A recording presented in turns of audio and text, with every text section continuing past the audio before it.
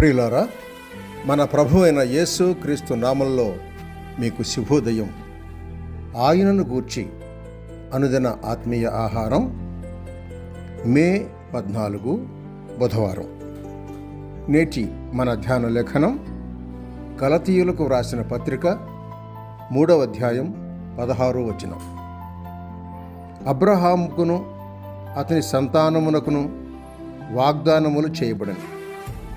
ఆయన అనేకులను గూర్చి అన్నట్టు సంతానములకును అని చెప్పక ఒకని గూర్చి అన్నట్టే నీ సంతానమునకును అనెను. ఆ సంతానం క్రీస్తు.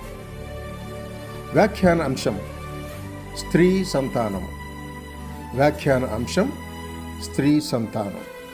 వ్యాఖ్యానం: అనేక మంది క్రీస్తులు లేరు, క్రీస్తు ఒక్కడే కనుక ఆయనను సూచించే సంతానం అనే మాట కూడా ఏకవచనంలోనే గాని బహువచనంలో ఉండరాదు.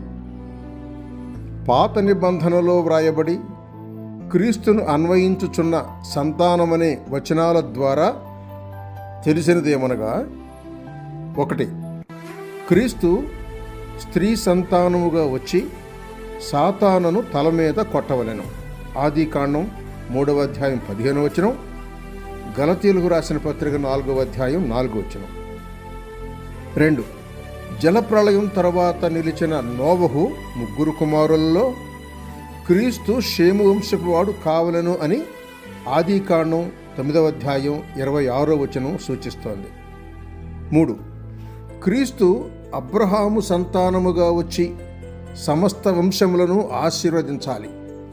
ఆదికాండం 12వ అధ్యాయం 3వ వచనం. 4. రాబోవు సంతానము శత్రువుల గవిని స్వాధీనపరుచుకొనతగినది. ఆదికాండం 22వ అధ్యాయం 17వ వచనం.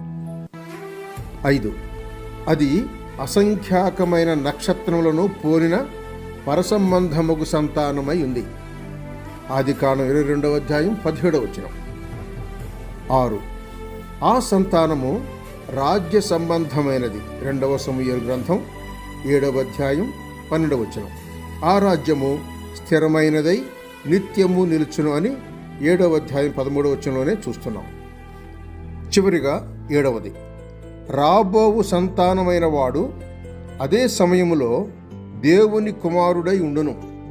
2వ సమూయేలు గ్రంథం 7వ అధ్యాయం 14వ వచనం. ఆహా! క్రీస్తును గూర్చిన ప్రవచనాలు ఎంత ప్రస్ఫుటంగా ప్రకటిస్తున్నాయి. స్త్రీ సంతానమని చెప్పబడిన ఈ క్రీస్తు మీకు దొరికినా? సహోదరుడు సైలస్ ఫాక్స్. శుభములతో వందనాలు.